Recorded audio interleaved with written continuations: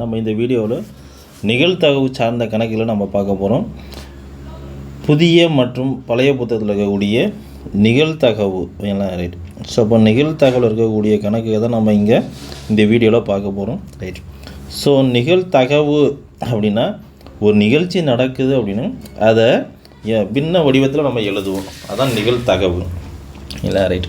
So first எடுத்து நல்லா ஞாபகம் வச்சுங்க, நிகழ்தகவோட மதிப்பு இல்லை நல்லா ஞாபகம் வச்சுங்க, நிகழ்தகவோட மதிப்பு 0லேருந்து 1 உள்ளார தான் இருக்கும். அதாவது இதோட இடைவெளி அப்படின்னு சொல்லுவோம் ஓகேங்களா. நிகழ்தகவுடைய இடைவெளி அப்படின்னு கேட்டால் இல்லை என்ன அப்படின்னா இப்படி தான் எழுதுவாங்க ஓகேங்களா. அதாவது மதிப்பு என்ன அப்படின்னா 0லேருந்து 1 உள்ளார தான் இருக்கணும் ஓகேங்களா ரைட். அடுத்து பார்த்திங்கன்னா கண்டிப்பாக நிச்சயமாக ஆன்சரு மைனஸில் வராது புரியுங்களா ரைட். இப்போ இவ்வளோ தான் விஷயம் ரைட். இப்போ நம்ம புக்கில் என்ன சொல்லியிருப்பாங்க அப்படின்னா ஏ என்பது ஒரு நிகழ்ச்சி இல்லை, ஏ என்பது ஒரு நிகழ்ச்சி அப்படின்னு சொல்லுவாங்க ரைட். ஸோ அப்போ இந்த நிகழ்ச்சிக்கு இல்லை நிகழ்தகவு கண்டுபிடிக்க சொல்லுவாங்க. அப்படின்னா என்ன அப்படின்னா இது புக்கில் உள்ள ஃபார்முலா, பட் ஆனால் நம்ம ஃபார்முலாம் போட மாட்டோம், ஒரே லைனில் தான் போடுவோம். இதுக்கு என்ன சொல்லுவோம் அப்படின்னா ப்ராபபிலிட்டி ஆஃப் ஏ இல்லை ரைட். இதுக்கு n of A by n of S ஏன்னா ஏ என்ற நிகழ்ச்சியோட நிகழ்தகவுன்னு அர்த்தம். பீனா என்ன அர்த்தம்னா ப்ராபபிலிட்டி, பீனா என்ன அர்த்தம் ப்ராபபிலிட்டி புரியுங்களா ரைட். ஸோ பி ஆஃப் ஏ அப்படின்னா என்ன அர்த்தம்னா யாருக்கு சமம் அப்படின்னா என் ஆஃப் ஏவுக்கும் என் ஆஃப் எஸ்ஸும் புரியுங்களா ரைட். என் ஆஃப் ஏ அப்படின்னா நம்பர் ஆஃப் ஏ என்ற நிகழ்ச்சி எத்தனை தடவை இருக்குது. எஸ் அப்படின்னா என்ன அர்த்தம்னா சாம்பிள், எஸ்னால் என்ன அர்த்தம் சாம்பிள், அதாவது தமிழ் என்ன சொல்லுவோம் அப்படின்னா கூர்வெளி அப்படின்னு சொல்லுவோம். ஸோ அப்போ என்னன்னா நம்பர் ஆஃப், ஸோ அப்போ கூர்வெளி எத்தனை இருக்குது. ஸோ அப்போ ஒரு நிகழ்ச்சியோட நிகழ்தகவு அப்படின்னு என்ன அர்த்தம் அப்படின்னா P of A equal to என்னது n of A by n of S புரியுங்களா. ஸோ அப்போ இதுதான் விஷயம் ரைட்.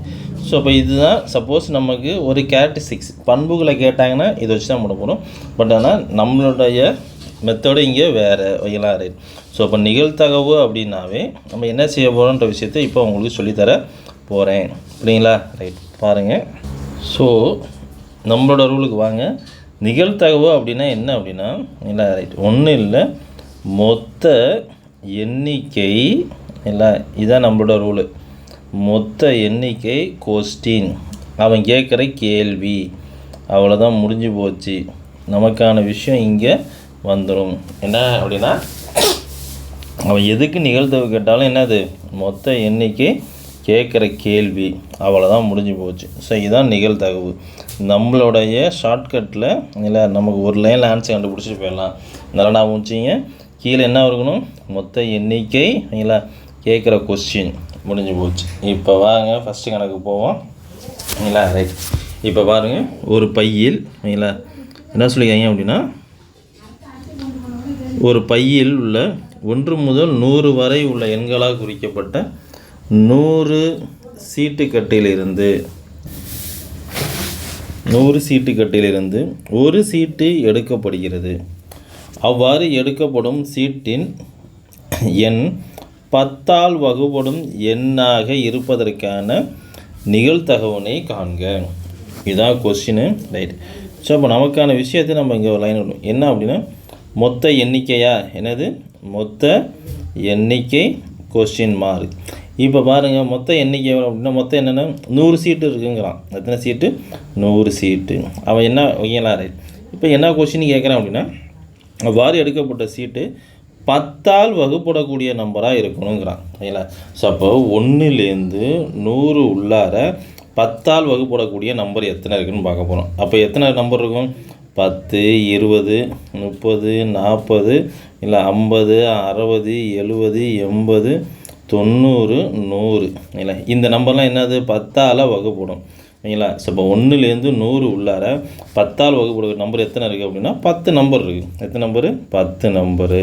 அவ்வளோதான், அவன் கேட்ட கேள்வியாக எழுதிட்டேன். ஸோ அப்போ இது அடிச்சிட்டோம் அப்படின்னா ஆன்சர் என்னது 1/10 1/10 அவ்வளோதான். ஒரு சிங்கிள் லைன் நமக்கு என்ன பண்ண ஆன்சர் போட்டால் முடிச்சிட்டோம்.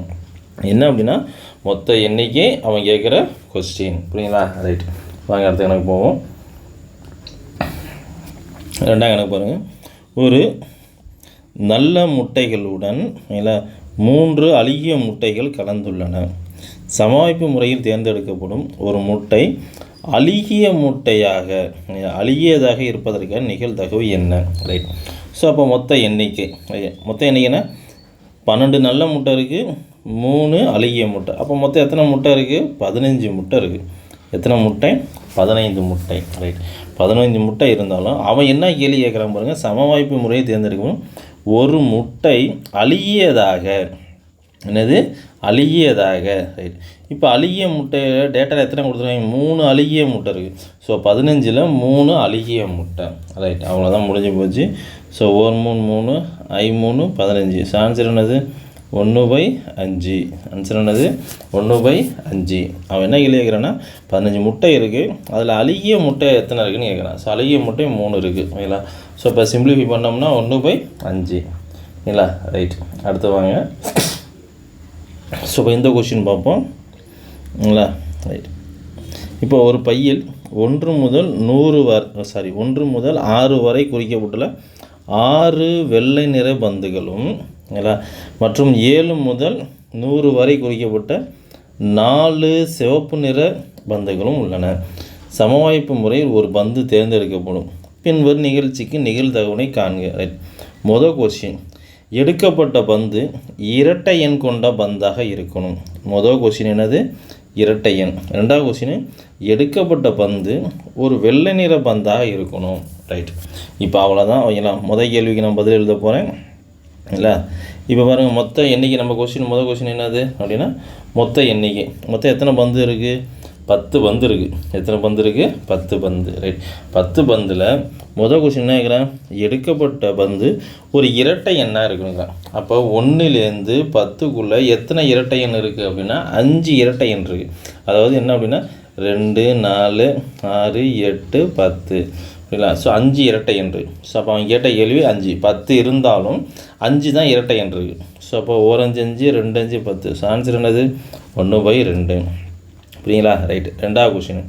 இப்போ ரெண்டாவது கொஸ்டின், மொத்தம் 10 பந்து இருந்தாலும் அந்த எடுக்கப்பட்ட பந்து என்ன பந்தாக இருக்கணுங்கிறான்? வெள்ளை நிற பந்தாக இருக்கணுங்கிறான். ரைட். ஸோ இப்போ வெள்ளை நிற பந்து எத்தனை இருக்குங்க? 6 இருக்குது. ஸோ 10ல் 6. ஸோ சிம்பிளிஃபை பண்ணோம் அப்படின்னா 2 இல்லை I2 10. ஸோ இப்போ ஆன்சர் 3/5. ஸோ அவ்வளோதான், ஆன்சர் கண்டுபிடிச்சிட்டோம். புரியுங்களா? ரைட். வாங்க இந்த கணக்கு போவோம். இங்கே பாருங்கள். ஓகேங்களா? ஸோ இந்த கணக்கும் ரொம்ப ஈஸியானதான். 1 முதல் 100 வரையிலான முழு எண்களிலிருந்து சமவாய்ப்பு முறையில் தேர்ந்தெடுக்கப்படும் ஒரு எண் முழு வர்க்கமாக.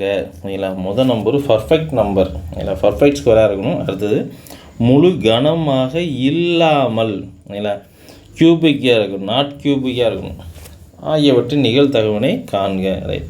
இப்போ முதல் கொஸ்டின் நம்ம கண்டுபிடிக்க போகிறோம். புரியுங்களா? ரைட். இப்போ முதல் கொஸ்டின் என்ன அப்படின்னா வர்க்க என்ன இருக்குனுங்கிறான். ரைட். மொத்தம் எவ்வளோ நம்பர் இருக்குது? 100 நம்பர் இருக்குது.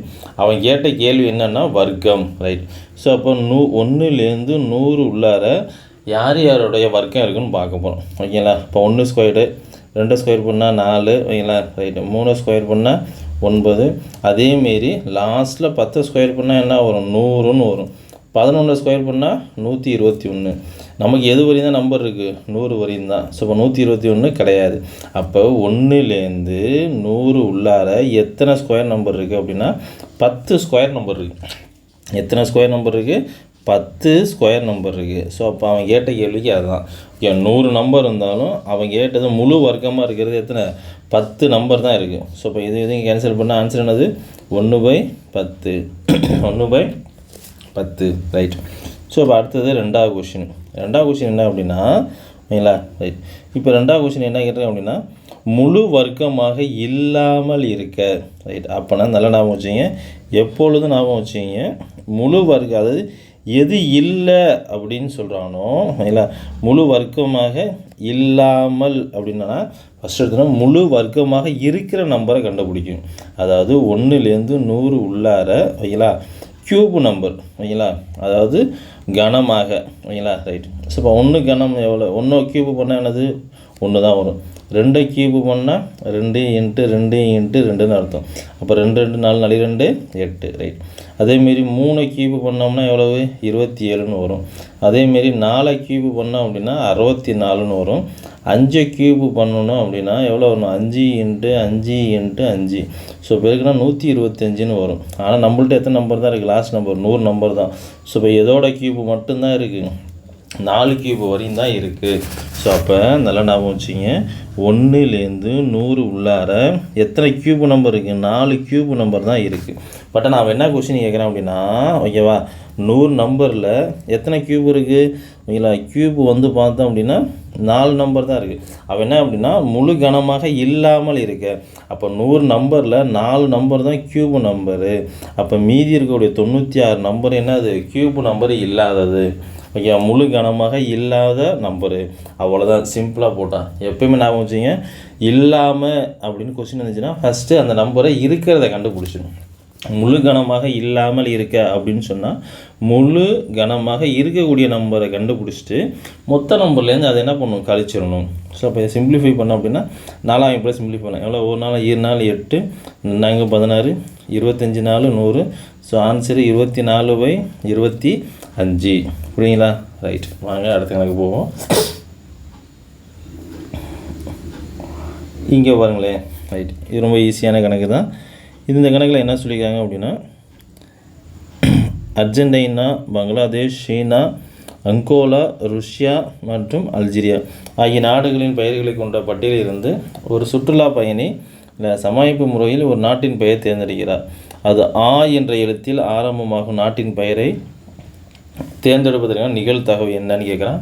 ரைட்டு, இப்போ மொத்தம் இல்லை, ரைட்டு, மொத்தம் எத்தனை நாடு, 1 2 3 4 5 6, மொத்தம் 6 நாடு இருக்குது. அதில் ஆ என்ற எழுத்தில் இல்லை, ரைட், யார் யார், இங்கே 1 இல்லை, ஆ என்ற எழுத்தில் இருக்கணும் அப்படிங்கிறான்.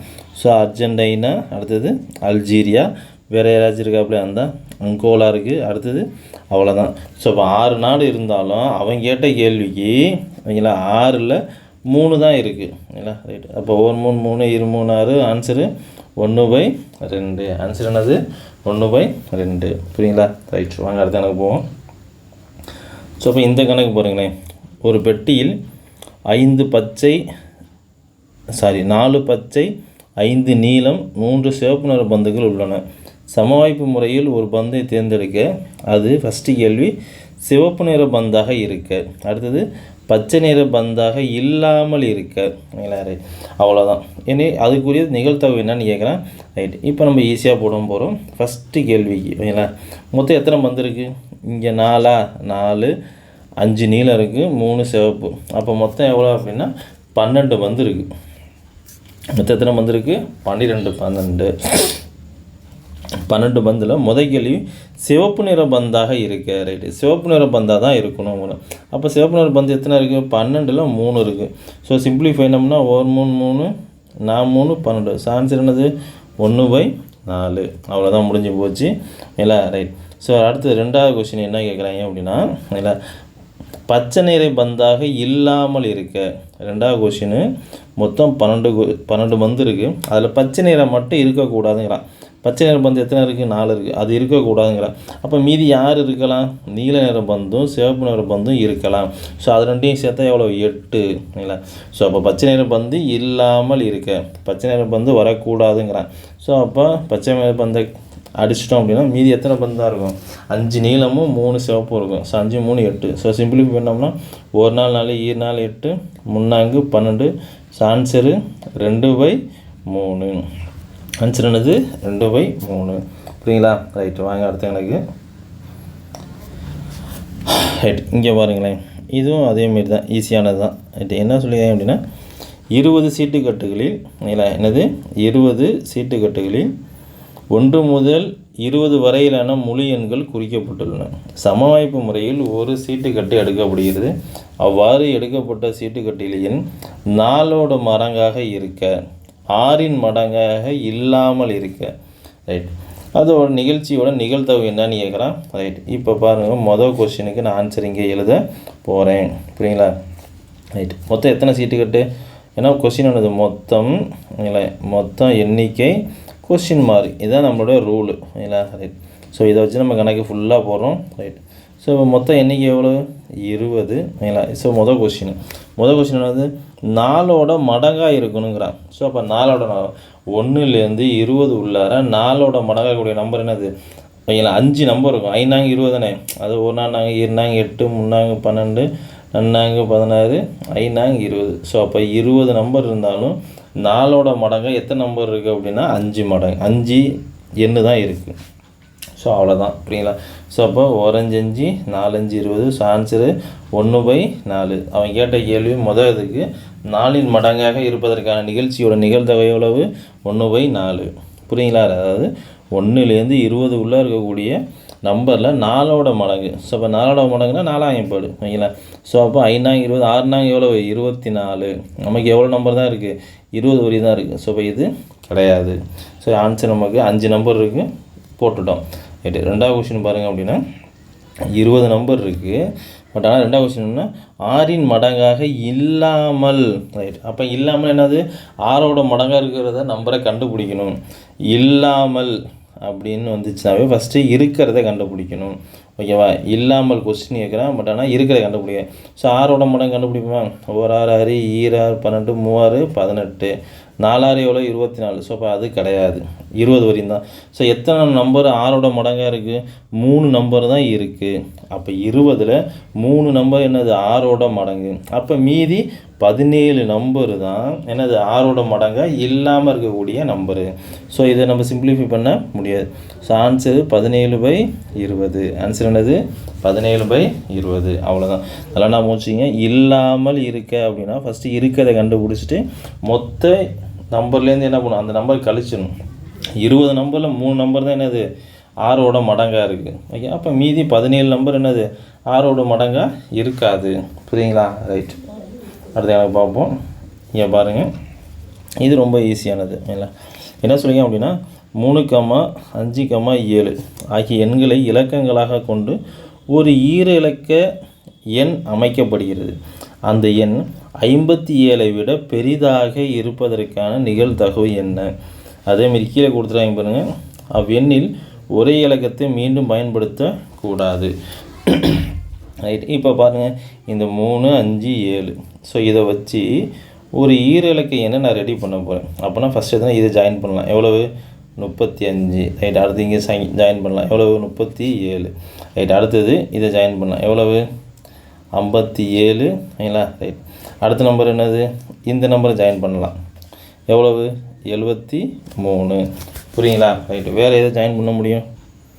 ஓகேங்களா? ஸோ இப்போ ஈர இலக்க எண்ணை உருவாக்குறது எப்படின்னு நான் திருப்பி சொல்கிறேன். ஓகேங்களா? ரைட். கொஞ்சம் கிளியராக சொல்கிறேன் பாருங்களேன். இதை வச்சு தான் ஈர இலக்க நம்பரை உருவாக்க போகிறேன். என்னது? 3 5 7. இப்போ பாருங்கள், ஃபஸ்ட்டு இதை எடுத்துக்கிட்டு ஈர இலக்க எண் என்னது? 35. அடுத்தது 37. ஓகேவா? ரைட். இப்போ இதை நம்ம ஃபஸ்ட் நம்பரை எடுத்துட்டோம். ரைட். அடுத்து இதை எடுத்துக்கோமா? ரைட். என்ன எடுப்போம்? 57. ரைட். அடுத்து இங்கே நம்பர் இருக்குது. எவ்வளவு? 53. ரைட். இப்போ அடுத்தது இன்னும் லாஸ்ட்டு யார் எடுத்துக்குவோம்? இது எடுத்துக்குவோம். ஓகேவா? 75. ஓகேங்களா? ரைட். அடுத்து யார்? 73. 73. ரைட். அவ்வளோதான். ஸோ அப்போ இந்த 3 நம்பரையும் வச்சு நம்ம என்ன பண்ணிட்டோம்?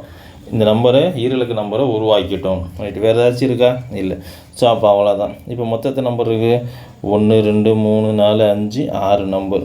மொத்தத்தை நம்பரு 6 நம்பர் இருக்குது. அவன் கேட்ட கேள்வி என்ன அப்படின்னா 57ஐ விட பெரிதாக. ரைட். 57ஐ விட பெரிதாக. அப்போ 57ஐ விட பெரிதாக யார்? 75 73 தான் இருக்குது. இதெல்லாம் எடுக்க முடியாது. ஏன்னா 57ஐ விட என்ன பண்ணும்? குறைவாக இருக்குது. ஸோ அப்போ 2 நம்பர் தான். 6 நம்பர் இருந்தாலும் அவன் கேட்ட கேள்விக்கு எத்தனை நம்பர் தான் இருக்குது? 2 நம்பர் தான். ஸோ 1 2 3 2 6. So answer 1/3. 1/3. புரியுங்களா? ரைட். ஸோ வாங்க அடுத்தது இந்த கணக்கு பாருங்களேன். ஸோ இப்போ ஈஸியாக இந்த கணக்கு தான் பெருசாக இருக்கும்போது மற்றபடி ஈஸி தான்.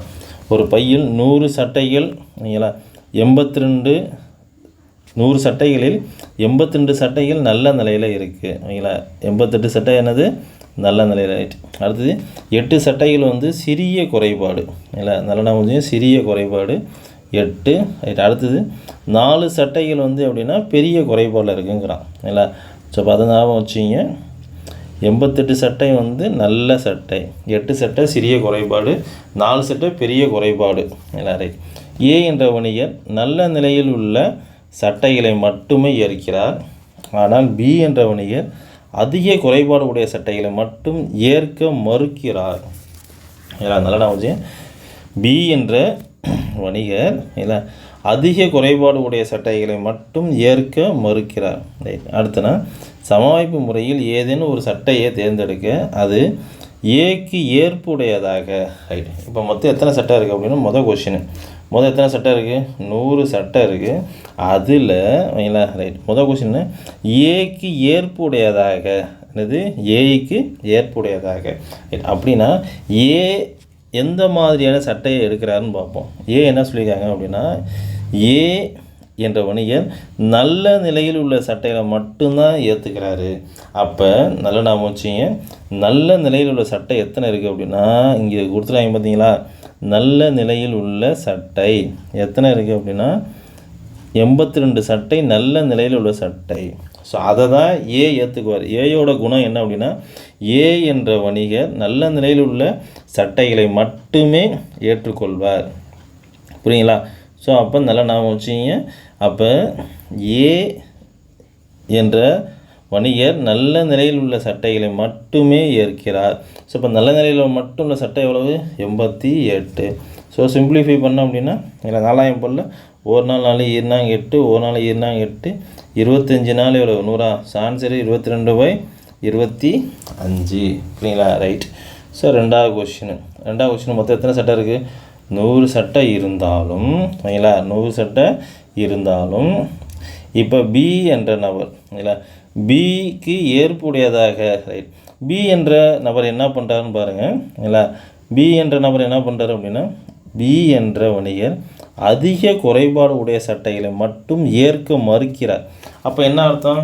சிறிய குறைபாடு இருந்தால் ஏற்றுக்குவார், நல்ல நிலையில் இருந்தாலும் ஏற்றுக்குவார். அப்போ நாம் வச்சிங்க நல்ல சட்டையை ஏற்றுக்குவார். அதேமாரி என்ன பண்ணுவார்? சிறிய குறைபாடு உள்ள இந்த 8 சட்டையும் ஏற்றுக்குவார். பெரிய குறைபாடு உள்ள சட்டையை மட்டும் இந்த 4 சட்டையை மட்டும் என்ன பண்ண மாட்டார்? ஏற்றுக்க மாட்டார். அவ்வளோதான். ஸோ அப்போ 100க்கு அவர் 96 சட்டையை ஏற்றுக்குவார். ஸோ சிம்பிளிஃபை பண்ணால் 4000 போல் ஒரு நாள் 4 2 நாள் 8 இல்லை. ரைட். 2 16 25 நாள் 100. ஆன்சரு 24/25. புரியுங்களா? ரைட். வாங்க அடுத்தவங்களுக்கு போவோம். ஸோ இந்த கொஸ்டின் பாருங்கள். பிக்கி உண்டியலில் 100 50 பைசா நாணயங்களும் இல்லை 100 50 பைசா நாணயங்களும், அடுத்தது 50 இல்லை 1 ரூபாய் இல்லை 1 ரூபாய் நாணயங்களும். ரைட். அடுத்தது 20 இல்லை 20 2 ரூபாய் நாணயங்களும் இல்லை மற்றும் 10 5 ரூபாய் நாணயங்களும் இல்லை உள்ளன. ரைட். அப்போ மொத்தம் எவ்வளோ நாணயங்கள் இருக்குது அப்படின்னா 150 170 180 நாணயம் இருக்குது. மொத்தம் எவ்வளோ இருக்குது? 180 நாணயம் இருக்குது. சமவாய்ப்பு முறையில் ஒரு நாணயம் தேர்ந்தெடுக்கும் போது 50 பைசா நாணயமாக. ரைட். என்னது? 50 பைசா. அப்போ மொதல் கொஸ்டினுக்கு ஆன்சர் எழுதுகிறேன். மொத்தம் 180 நாணயம் இருந்தாலும் 50 பைசா நாணயம் எத்தனை இருக்குது அப்படின்னா 100 தான் இருக்குது. ஸோ அப்போ நம்ம என்ன பண்ணுவோம்? சிம்பிளிஃபை பண்ணிடுவோம். 180ல் 100 50 பைசா நாணயம் இருக்குது. ஸோ இதையும் சிம்பிளிஃபை பண்ணோம். 2 10 9 2 18. ஸோ ஆன்சர் என்னது? 5/9. ரைட். அடுத்தது 5 ரூபாய் நாணயம் இல்லாமல் இருக்க. ரைட்டு. யார் இருக்கக்கூடாது அப்படின்னா 5 ரூபாய் நாணயம். ரைட்டு. 5 ரூபாய் நாணயம் இருக்கக்கூடாதுங்கிறான். ரைட்டு. ரெண்டாவது கொஷினில். அப்போ யாரெல்லாம் இருக்கலாம்? 50 பைசா நாணயம் இருக்கலாம், 1 ரூபா நாணயம் இருக்கலாம், 2 ரூபா நாணயம் இருக்கலாம். 5 ரூபா நாணயம் மட்டும் இருக்கக்கூடாதுங்கிறான். ரைட். ஸோ அப்போ மொத்தம் 180ல் வைங்களா. ரைட். ஸோ அப்போ எத்தனை நாணயம் இருக்கும் அப்படின்னா 170 நாணயம் அவன் சொன்னது இருக்கலாம். புரியுங்களா? ரைட். அதாவது 5 ரூபா நாணயம் மட்டும் இருக்கக்கூடாது. 5 ரூபா நாணயம் மொத்தம் எவ்வளோ? 180ல் 10 தான் 5 ரூபா நாணயம். ஸோ அந்த 10 இருக்கக்கூடாது. ஸோ அப்போ இது எதுவும் அடிச்சிட்டோம் அப்படின்னா ஆன்சரு 17/18. ஸோ நமக்கான ஆன்சர் இங்கே வந்துடுச்சு. புரியுங்களா? ரைட், அவ்வளோதான். ரைட், வாங்க அடுத்த கணக்கு போவோம். ஸோ இப்போ இந்த கணக்கு பார்ப்போம் அப்படின்னா, முதல் 20 இயல் எண்களிலிருந்து, ரைட், என்னது 20 இயல் எண்களிலிருந்து ஒரு முழு எண் சமாளிப்பு முறை தேர்ந்தெடுக்கப்படுகிறது. அந்த எண் என்ன இருக்குன்னா பகா எண்ணாக இருக்கணுங்கிறான். ரைட், அப்போ மொத்தம் எத்தனை நம்பர் இருக்குது அப்படின்னா 20 நம்பர் இருக்குது. எத்தனை நம்பர் இருக்குது? 20 நம்பர் இருக்குது. இல்லை, ரைட். 20ல் பகா எண் எத்தனை இருக்குதுன்னு கேட்குறான். அப்போ 1லேருந்து 20 உள்ளார எத்தனை பகா எண் இருக்குதுன்னு பார்க்கணும். பகா எண்ணா என்ன அர்த்தம்? ஒன்னாலையும் தன்னாலையும் மட்டும் வகுப்படக்கூடிய நம்பரு பகா எண். ஸோ அப்போ பகா எண் 2, 3, 5, 7, 11, 13, 17, 19 இவ்வளோ தான் பகா எண். இது மட்டும்தான் ஒன்னாலையும் தன்னாலையும் மட்டும் வகுப்படக்கூடிய பகா எண். அது 20க்கு உள்ளார. அப்போ எத்தனை இருக்குது? 2, 4, 6, 8 இருக்குது. ஸோ அப்போ 20 நம்பர் இருந்தாலும் அவன் சொன்ன கேட்ட கேள்வி பகா எண் எத்தனை தான் இருக்குது? 8 தான் இருக்குது. ஸோ அவ்வளோதான். சிம்பிளிஃபை பண்ணால் 1 நாள் 4, 2 நாள் 8, 5 20. ஸோ ஆன்சர் என்னது? 2/5. ஆன்சர் என்னது? 2/5. அவ்வளோதான். புரியுங்களா? ரைட். ஸோ அப்போ அடுத்த கணக்கு பாருங்கள். இதே ஃபார்மேட்டில் உள்ள கணக்கு நம்ம அங்கே போட போகிறோம். என்ன சொல்லுங்க? 35 பொருள் அடங்கிய தொகுப்பொன்றில் இல்லைங்களா 7 பொருட்கள் குறைபாடு உடையவை. அதெல்லாம் நான் வச்சுங்க. 35 பொருள் இருக்குது. அதில் 7 குறைபாடு உடைய பொருட்கள். அத்தொகுப்பிலிருந்து ஒரு பொருள் சமவாய்ப்பு முறையில் தேர்ந்தெடுக்கும் போது அது குறைபாடு அற்ற பொருளாக, இல்லைங்களா? ரைட். ஸோ மொத்தம் 35 பொருள் இருந்தாலும், இல்லை, ரைட், அவன் கேட்குற கேள்வி, இல்லை, 35 பொருளை 7 பொருள் என்னது குறைபாடு உடையவை. இல்லை, அங்கே கொடுத்துருக்கான் 7 பொருட்கள் குறைபாடு உடையவை. அப்போ நல்ல பொருள் எவ்வளோ அப்படின்னு பார்க்க போகிறோம். நல்ல பொருள் எவ்வளவு? 28. ஓகே, நல்ல பொருள் எவ்வளவு? 28. ரைட். இப்போ என்ன கொஸ்டின் கேட்குறான் அப்படின்னா குறைபாடு அற்ற பொருள், அதாவது நல்ல பொருளே கேட்குறான். அவன் கேட்குற கேள்வி நல்ல பொருள். ஸோ நல்ல பொருள் எவ்வளவு? 28. ஸோ அப்போ எல்லாம் அடிக்கலாமா? எவ்வளவு? 4 7 28, 5 7 35. So answer 4/5. ஸோ ஆன்சர் என்னது? 4/5. புரியுங்களா? ரைட். ஸோ இப்போ அடுத்த கணக்கு பாருங்கள். இப்போ இதில் ரொம்ப ஈஸி தான். ஒரு வகுப்பில் 35 மாணவர்களில் 20 மாணவர்கள் ஆண்கள், 15 பேர் என்னது பெண்கள். இல்லை, சமாளிப்பு என்ன கொஸ்டின் கேட்குறேன் அப்படின்னா மொத்தம் 35 பேர் இருந்தாலும், இல்லை, முதல் கேள்வி என்ன கேட்குறேன்? தேர்ந்தெடுக்கப்படுவர் மாணவர்களாக. ரைட்டு, மாணவர்கள் எவ்வளோ இருக்காங்க? 20. எவ்வளவு? 20. ஸோ இப்போ எத்தனை? 5 அடிக்கலாம். 4 5 20, 7 5 35. So answer 4/7. ரெண்டாவது கொஸ்டின் என்ன அப்படின்னா 35 பேர் இருந்தாலும் அவன் கேட்குறது தேர்ந்தெடுக்கப்பட்டவர் மாணவியாக இருக்கணும். ரைட். மாணவிகள் எத்தனை பேர் இருக்காங்க? 15. இல்லைங்களா? ரைட். ஸோ அதே 5 தான் 3 5 15, 7 5 35. So answer 3/7. ஆன்சர் என்னது? 3/7. ஓகேங்களா? ரைட். அடுத்ததான். புரியுங்களா? ரைட். ஸோ இப்போ இவ்வளோ தான் விஷயம். இதோட தொடர்ச்சி அடுத்த வீடியோவில் பார்ப்போம். புரியுங்களா? ரைட். பிடிச்சிருந்தா சப்ஸ்கிரைப் பண்ணுங்கள், ஷேர் பண்ணுங்கள், கமெண்ட் பண்ணுங்கள். தேங்க்யூ.